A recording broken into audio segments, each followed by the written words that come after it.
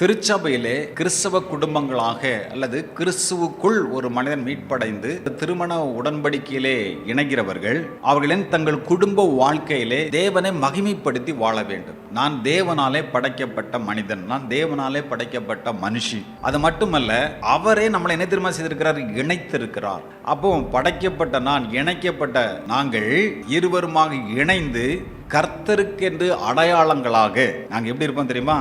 சாட்சிகளாக இருக்க வேண்டும். அதைத்தான் வேதம் சொல்லுகிறது. ஏசாயா தன் குடும்பத்தை குறித்து சொல்லுகிறார். ஏசாயா 8:18 வாசிக்கும் போது கவனிங்கள், அங்கு இப்படியாக சொல்லப்பட்டிருக்கிறது. வாசிக்கலாம். நானும் கர்த்தர் எனக்கு கொடுத்த பிள்ளைகளும் சீயோன் பர்வதத்தில் வாசமாயிருக்கிற சேனைகளின் கர்த்தராலே இஸ்ரவேலில் அடையாளங்களாகவும் அற்புதங்களாகவும் இருக்கிறோம். இஸ்ரவேலின் அடையாளங்களாக, அவர் நாமத்தை மகிமைப்படுத்துகிற அற்புதங்களாக நாங்கள் என்ன செய்யணும்? எங்களுடைய குடும்பம் இருக்கிறது. அங்கே தன்னுடைய குடும்பத்தை குறித்து அங்கே சொல்லுகிறதை பார்க்கிறோம்.